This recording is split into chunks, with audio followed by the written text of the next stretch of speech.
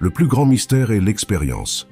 Quand la conscience est libre, quand la sensibilité est optimale, nous sommes ce que l'univers est. En fin de compte, tout est une manifestation de la structure cérébrale, qui est elle-même un modèle de tout l'univers. Quand nous voyons, nous nous voyons nous-mêmes. Dans le christianisme et les doctrines orientales, des prodiges tels que la lévitation ou l'altération de la matière ne sont pas une fantaisie impossible pour l'être humain. Le cas même de Jésus en est un exemple, mais dans la tradition du clergé régulier, il y a aussi des saints qui ont été capables d'exploits surnaturels. Les mystiques catholiques tels que Sainte Thérèse de Jésus ou Saint Jean de la Croix sont des exemples populaires de religieux capables d'établir un contact avec Dieu ou le divin. Cependant, ni l'extase de Sainte Thérèse ni la nuit obscure de Saint Jean de la Croix ne surpassent le cas de Saint Joseph de Cupertino. Cupertino était un frère napolitain dont on raconte qu'il n'était pas seulement capable de vivre diverses expériences mystiques, mais qu'une fois qu'il entrait en extase, il pouvait voler. L'extase catholique a une étroite similitude avec ce qui est connu dans le bouddhisme sous le nom de nirvana, l'état dans lequel la conscience s'unit au tout, sans attachement ni vanité mondaine. Le Bouddha lui-même ne considérait pas le nirvana comme l'état final de la conscience, mais comme étant suivi d'états de plus en plus élevés et complexes. La conscience de l'unité n'est pas la fin du labyrinthe, elle n'en est que le début. Dans la tradition tibétaine, l'un des maîtres les plus importants de l'école Mahamudra est Milarepa. On dit de ce moine et poète, qui a vécu au XIe siècle, qu'il était capable de dématérialiser son corps et de traverser des objets solides, et tout comme Joseph de Cupertino, Milarepa possédait la faculté de lévitation. Plus récemment, la méditation transcendantale, qui a connu un essor important dans les années 60, considérait que tant la pensée que la matière dépendaient d'une matrice fondamentale. Grâce à la pratique de la méditation, le méditant transcendantal pouvait être capable de se connecter avec cette matrice. Étant à l'origine de tout, la matrice fondamentale est l'état le plus pur de l'univers, où des distorsions comme la gravité n'existent pas, de sorte que si le méditant est capable de se connecter à elle dans son état le plus élevé, il pourrait cesser d'être soumis à la force gravitationnelle et léviter. La liste des doctrines, sciences anciennes et religions qui considèrent comme possible l'altération de la matière et de ses lois est longue. Mais qu'en est-il de la science? Existe-t-il une théorie sérieuse qui se soit penchée sur l'explication de ces capacités surhumaines possibles?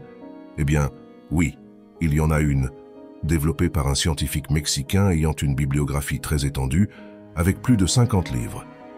Chercheur à l'Université nationale autonome du Mexique et fondateur de l'Institut national pour l'étude de la conscience, je parle du docteur Jacobo Greenberg. Les préoccupations du docteur Greenberg oscillaient autour de l'interaction entre le cerveau humain et ce que nous appelons la réalité. Il était intéressé par l'explication de la manière dont la conscience humaine était capable de percevoir et de produire le phénomène de l'expérience. Pour ce faire, Greenberg a dû sortir de ce qu'il aurait appelé le mythe scientifique et s'appuyer sur diverses philosophies orientales mystiques, comme la Kabbale juive, et mener un travail de terrain approfondi en investiguant la cosmogonie des différentes traditions chamaniques à travers le Mexique. De cette expérience est née la théorie synthétique développée par le scientifique mexicain. Les fondements de cette théorie ont une relation étroite avec l'argument du film Matrix. Une fois que Neo accepte sa nature d'élu, il commence à altérer la matrice à sa guise. Mais pour cela, il doit d'abord la voir telle qu'elle est, sans filtre ni illusion. Greenberg propose que la réalité telle que nous la connaissons n'est que le résultat final d'une distorsion générée par notre propre cerveau. Dans Matrix, les êtres humains ne sont pas capables de connaître ne serait-ce que l'état réel dans lequel se trouvent leurs corps organiques, leur conscience étant trompée par une simulation produite par un programme développé par la super-intelligence des machines. Et pour pouvoir connaître la vérité, ils devaient d'abord être déconnectés de ce programme illusoire. La matrice illusoire serait l'équivalent de ce que le docteur Greenberg appelait le champ neuronal, et ce que nous pourrions identifier comme le monde réel dans Matrix, Greenberg l'appelait le lattice. En fait, le concept de lattice a été repris par Greenberg de la mécanique quantique, qui considérait l'espace comme dépendant d'une grille informationnelle multidimensionnelle, sans zone de discontinuité et convergente en chaque point. Selon la théorie synthétique, le cerveau humain divise le lattice en fonction de sa capacité à le mimer, et cette capacité est limitée par notre niveau de conscience. Suivant l'hypothèse du scientifique, toute matière dépendrait de cette lattice informationnelle, y compris bien sûr le corps humain et son cerveau. Greenberg croyait que le cerveau humain était la création la plus élevée du lattice, et que non seulement cela, mais que ses structures étaient semblables, c'est-à-dire que le cerveau humain était fait à l'image et à la ressemblance du lattice. Les théories du docteur Jacobo Greenberg étaient fondées à la fois sur les traditions mystiques et sur la neuroscience et la physique. Les inters sont le niveau de cohérence informationnelle observable à un point donné du lattice. Dans son état le plus pur, le lattice est libre de toute matière, de toute loi et de toute altération, très semblable à ce que la méditation transcendantale considère comme la matrice fondamentale. Toute altération de ce lattice entraîne une diminution de son inter, donnant lieu à l'apparition de la matière et à des phénomènes tels que la force de gravité. Dans l'état le plus basique du lattice, la gravité n'existe pas, et le temps non plus. Greenberg associait la structure fondamentale du lattice à la lumière. À ce propos, le scientifique mexicain écrivait « Le lattice dans son état basique est aussi intemporel que la temporalité à la vitesse de la lumière ». Cette correspondance semblerait indiquer que, en réalité, ce que nous appelons la vitesse de la lumière correspond à l'état référentiel de base d'immobilité du lattice lui-même. La constance de la vitesse de la lumière, indépendamment de la vitesse de celui qui la mesure, pointe dans la même direction. En d'autres termes, il semblerait que dans l'univers, la référence d'immobilité soit celle de la lumière, que nous considérons à tort comme en mouvement, alors qu'elle est en réalité la manifestation de l'état basique du lattice. Par rapport à cette référence immobile, tout a un déroulement, et c'est ce que nous appelons le temps. Greenberg considérait que ce que nous appelons le temps était une illusion, produit d'un niveau de conscience inférieur, ce qui se traduit par une distorsion de la structure basique du lattice, causée par le champ neuronal. Dans son état le plus pur, le lattice comprend passé, présent et futur, se déroulant tout à la fois dans un maintenant constant. Cela m'a beaucoup rappelé les effets du diéthylamide de l'acide lysergique sur le cerveau humain. Il augmente les connexions neuronales et les relations entre les hémisphères et les lobes cérébraux, au point que la région chargée de contrôler la fonction du moi est suspendue pour laisser place à des processus plus importants et condenser la complexité de tous les éléments qui composent l'expérience. La perception du temps est altérée et celui-ci semble s'écouler plus lentement. Mais pour dire une chose telle que la perception du temps est altérée, il faut d'abord supposer qu'il existe une perception correcte ou normale du temps. Et cela n'existe pas. Même sans avoir besoin de substances altérant la conscience, le temps ne s'écoule pas de la même manière pour la conscience humaine dans un état de vigilance, de stress ou d'anxiété. Nous sommes plus conscients du passage du temps que dans un état de relaxation, de créativité ou de plénitude. L'hémisphère gauche est plus associé à la temporalité que l'hémisphère droit, ce dernier étant davantage associé à l'expérience holistique et considéré par Greenberg comme l'hémisphère avec une plus grande synthèque. L'activité de l'hémisphère droit est plus grande lorsque nous dormons ou méditons. Et justement, la méditation est un autre aspect de la pensée de Jacobo Greenberg, car le docteur mexicain a même développé sa propre technique de méditation. Les similitudes entre les personnages de Néo, le Christ et Bouddha, ces trois étant des représentations d'un même archétype. Le soi, l'un, l'unité, celui qui unifie. Oui. Et qui est celui qui unifie? Celui qui observe. Vipassana est l'une des techniques de méditation bouddhiste les plus populaires. Elle se concentre d'abord sur l'observation du processus respiratoire, puis intègre progressivement d'autres éléments de l'expérience, tels que les sensations corporelles ou les processus mentaux. La méditation autoréflexive de Jacobo Greenberg serait quelque chose comme le Vipassana, mais porté à un niveau plus complexe, en observant simultanément plusieurs des éléments de l'expérience. Tant dans un niveau avancé de Vipassana que dans la méditation autoréflexive, la dichotomie entre esprit et corps, intérieur et extérieur, observateur et observé, disparaît pour que le méditant prenne conscience que l'intérieur est un reflet de l'extérieur. Il n'y a pas de distinction entre intérieur et extérieur, ni d'objet d'observation et d'observant. Tout est un réseau extrêmement complexe de causalités interdépendantes. Il arrive un moment où lorsque vous pouvez faire une observation simultanée de tous les composants de votre expérience, quelque chose de très étrange se produit. Il y a une sorte de seuil que vous franchissez et vous vous connectez avec vous-même. Mais qui est ce vous-même, avec lequel vous vous connectez. Il est impossible de le décrire car il unifie tout. D'une certaine manière, la technique consistant à incorporer l'observation à l'observation et à la rendre simultanée vous amène à un seuil où toutes les conceptions que vous aviez de vous-même disparaissent et vous vous connectez à quelque chose qui est au-delà de ces conceptions, mais bien plus proche de vous-même que jamais auparavant. Vous réalisez également que ce « vous-même » est inséparable de la totalité. Dire cela est très facile. Essayez de prêter attention à votre respiration pendant une demi-heure sans vous identifier à l'une de vos pensées ou émotions. Et vous comprendrez pourquoi il y a plus de gens essayant de devenir millionnaires que de parvenir à la conscience de l'unité. Pour le scientifique mexicain, des termes comme nirvana, extase et mort du moi faisaient tous référence à une seule et même chose, la conscience de l'unité, le point oméga où le champ neuronal fonctionne en totale cohérence avec la structure basique du lattice et où enfin nous voyons la matrice telle qu'elle est. Vous avez entendu des gens religieux dire que Dieu est partout, mais que nous ne le voyons pas? Eh bien, c'est vrai. Le Dieu chrétien serait quelque chose comme la représentation religieuse du lattice. Et pas seulement cela, dans le taoïsme, le Tao serait aussi une autre façon de comprendre cette matrice fondamentale dont tout dépend. Le Tao qui peut être exprimé n'est pas le véritable Tao. Le sans-nom est le principe de l'univers, et le nommer est la mère de toute chose. Depuis le non-être, nous comprenons son essence, et depuis l'être, nous ne voyons que son apparence. Le sage de l'Antiquité, Hermès Trismégiste, dont les enseignements dérivent l'hermétisme et l'alchimie, aurait appelé le lattice de Greenberg le grand esprit. Ce sage égyptien, syncrétisme de Thoth et d'Hermès, produit de l'occupation romaine de l'Égypte, fut considéré par de nombreux religieux de la Renaissance comme un autre prophète du christianisme. L'un d'eux était Giovanni Pico della Mirandola, qui, se référant à la relation entre l'être humain et la déité absolue, écrivit « Le meilleur artisan a donc établi que celui à qui il ne pouvait donner rien en propre aurait tout en commun avec les autres. Il prit donc l'homme qui avait été ainsi construit sans nature définie, et l'ayant placé au centre du monde, lui dit ainsi « Ô Adam, je ne t'ai donné ni place déterminée, ni aspect propre, ni prérogative particulière, afin que tu puisses posséder le lieu, l'aspect et la prérogative que tu choisiras consciemment, et que selon ton intention, tu obtiennes et conserves la nature définie des autres êtres. Ceux-ci sont définis par des lois précises prescrites par moi.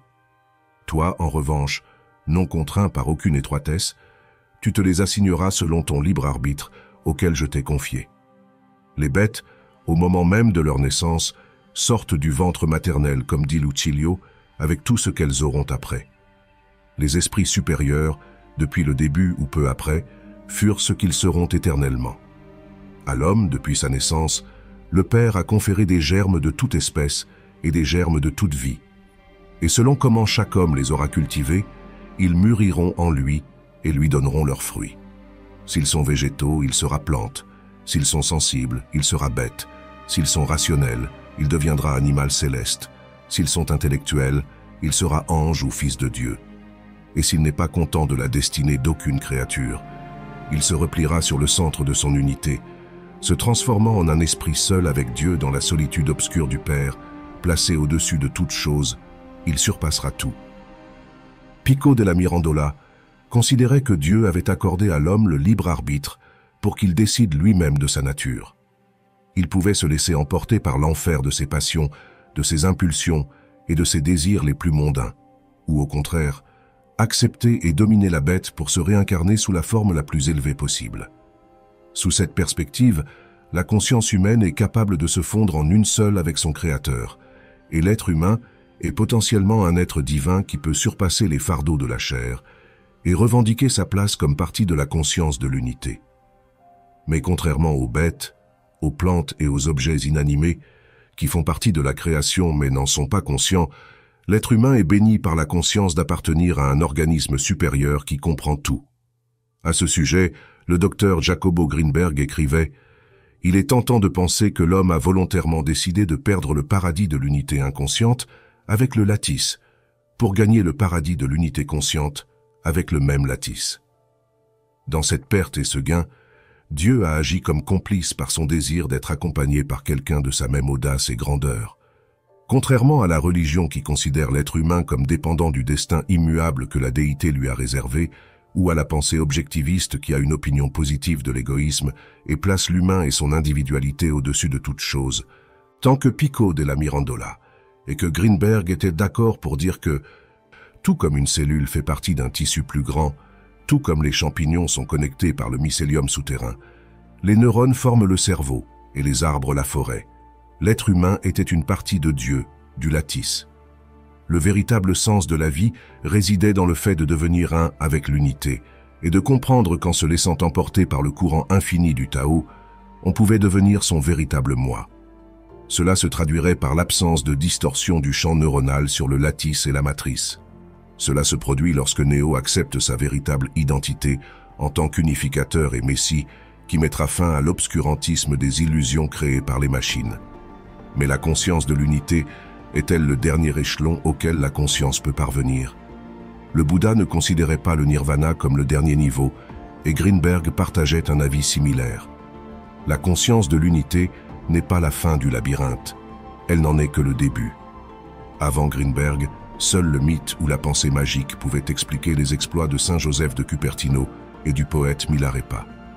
Mais le neurologue mexicain trouverait quelqu'un pour l'aider à développer sa théorie synthétique depuis la tranchée scientifique. Je suis le scientifique au laboratoire. J'étudie l'activité cérébrale, la physiologie cérébrale, et j'ai été invité à rencontrer cette femme, Pachita, et à voir ses opérations. Ce que j'y ai vu contredisait tous les concepts et toutes les connaissances que j'avais à propos de la réalité. Ce que cela m'a appris, c'est que je ne peux pas dire quelle est la limite de la capacité humaine. Depuis cette expérience, je n'ose plus dire que l'être humain ne peut pas faire telle ou telle chose. Le cerveau a son potentiel totalement intact, mais il semble que nous soyons dans un continuum extrêmement vaste et que nous ne connaissions pas les extrêmes de ce monde. Par exemple, Pachita est l'un des cas les plus étonnants que j'ai pu examiner. J'ai travaillé avec elle pendant plusieurs mois. Pachita avait un patient, par exemple, quelqu'un qui avait un problème pulmonaire, et elle parvenait d'une certaine manière à percevoir directement ce qui arrivait au patient et ce dont il avait besoin pour s'améliorer.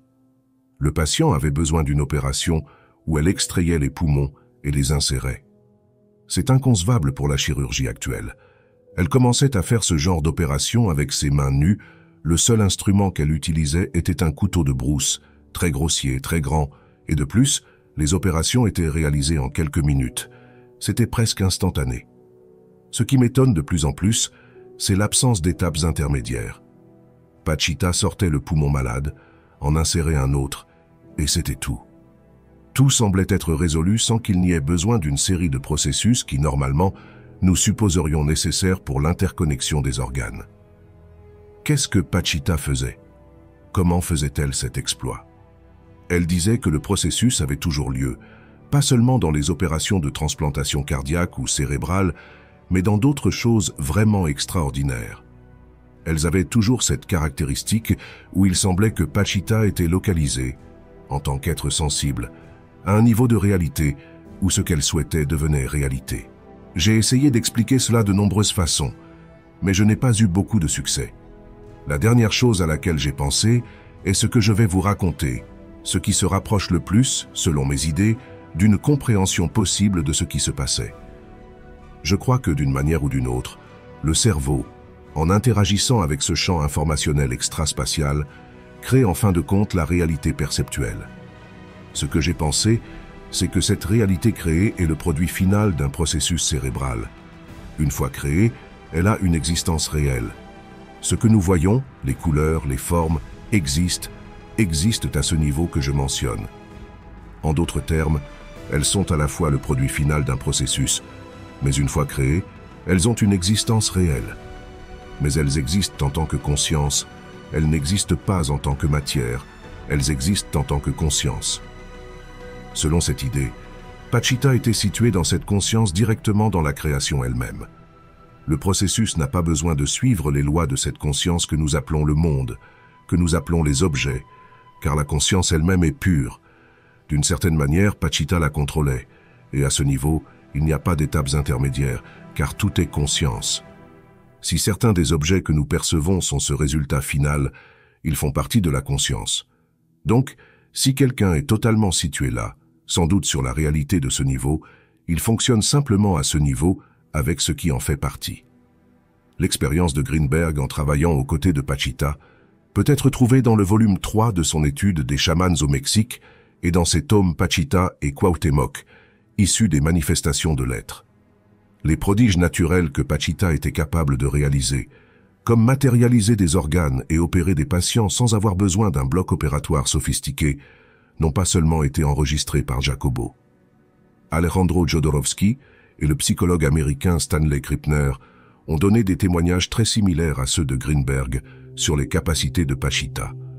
Dans sa dernière version de la théorie synthétique, Greenberg explore sérieusement les prodiges de Pachita, considérant qu'elle était capable de générer un champ neuronal de totale cohérence avec le lattice, et que, par conséquent, pour Pachita, la relation entre le temps et l'espace était perçue différemment de celle d'une personne avec une conscience commune. Notre capacité temporaire de distorsion du lattice est généralement éphémère. Toutes les 50 millisecondes, nous créons une image visuelle qui ne reste pas statique, mais disparaît pour laisser place à une autre image qui se fond avec la première à travers ce que Don Juan Matus appelait la colle de la réalité, nous donnant ainsi l'illusion de continuité. Il en va de même pour les sons, qui se fondent les uns dans les autres dans un processus continu de création et de mort. Il serait légitime de se demander ce qui se passerait si nous pouvions étendre la durée d'un percept visuel. Il est tentant de penser que dans ce cas, nous pourrions matérialiser les objets créés par notre fonctionnement cérébral. En d'autres termes, nous fixerions les distorsions du lattice causées par l'interaction avec notre champ neuronal. Je ne doute pas que cette possibilité soit réalisable. En fait, certains chamans mexicains, comme Pachita, étaient capables de matérialiser des objets et même des organes biologiques. La permanence de la perception sensorielle et de la pensée était la clé pour expliquer pleinement les capacités surnaturelles de Pachita et leur relation avec la physique. Le concept de lumière et de temps était déjà entrevu par le scientifique mexicain.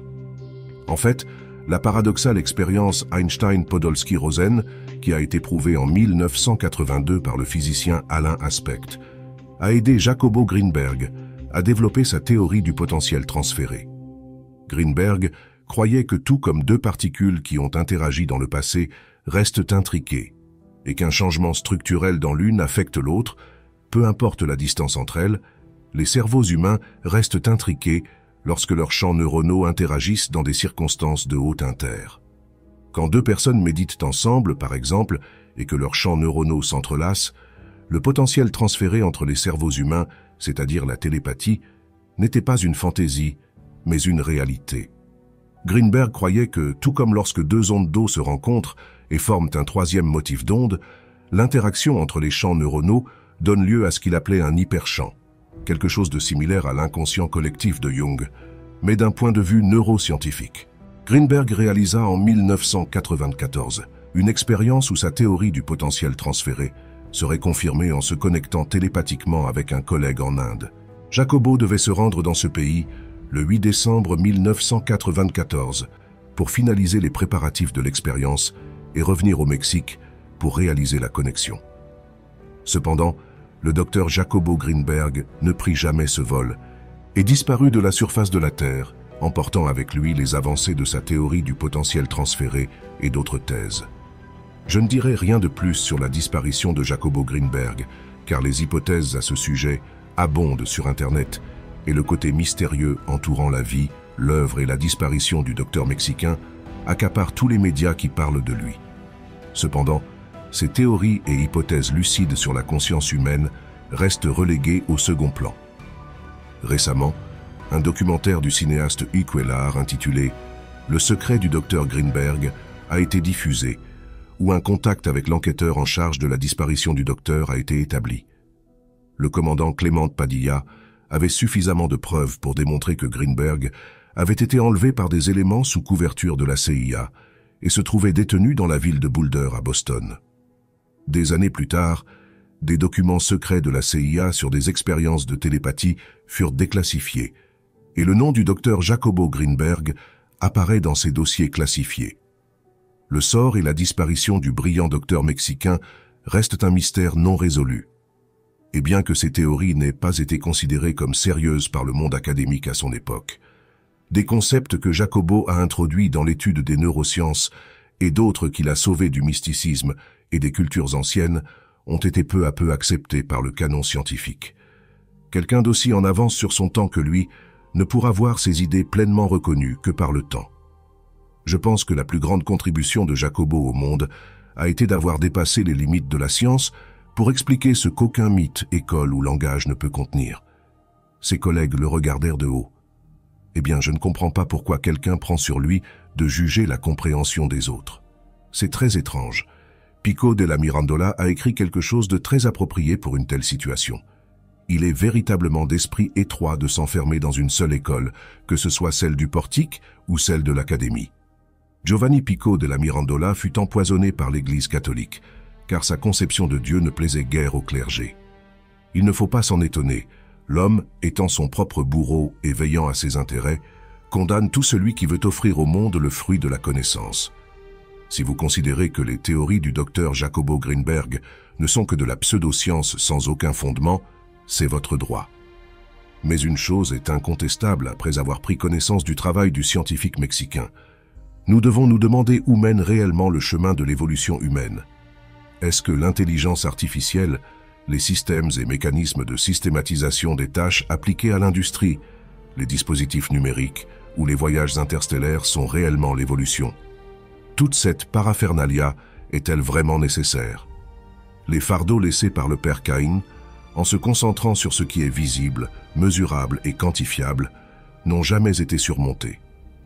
Peut-être que depuis des années, nous regardons du mauvais côté et avons renoncé au potentiel infini de notre intelligence pour quelques pièces d'or.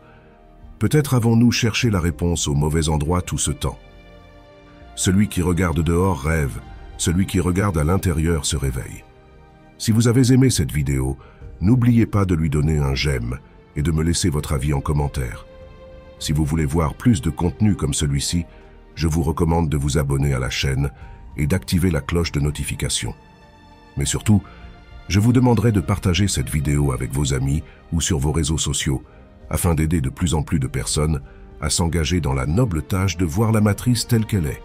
À la prochaine.